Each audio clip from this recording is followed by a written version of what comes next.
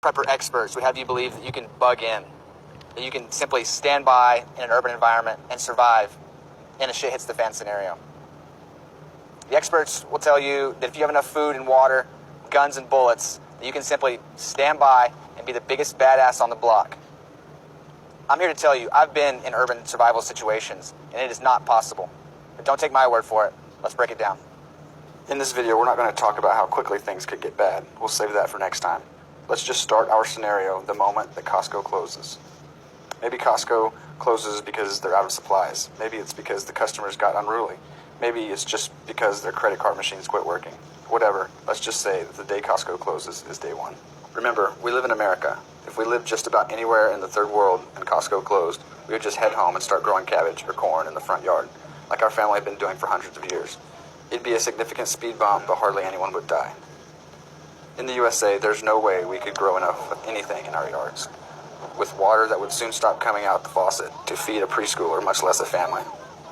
So, what would Americans do when Costco closed?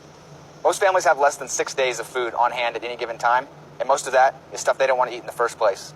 In a survival scenario with less than 6 days of food, everybody is going to become hungry. Now what? Many Americans would stay inside and helplessly watch their families starve, but about 21% of Americans have a type A personality, meaning that at least these guys are going to fight when they see their kids starving. After just a couple of days without eating, many people would become aggressive.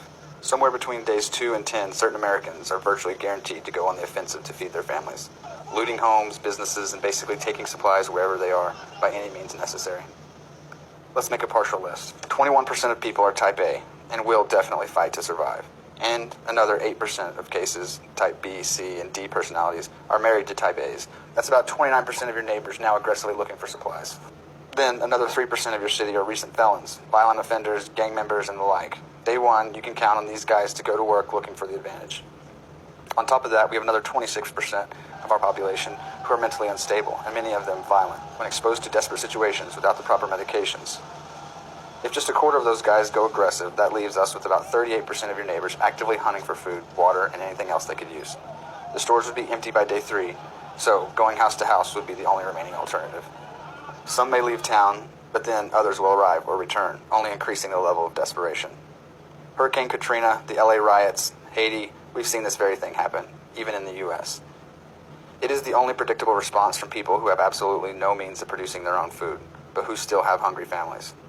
Based just on this data, you could count on 3 to 4 households in your neighborhood per every 10 households to be actively scavenging, with their level of desperation rising each day.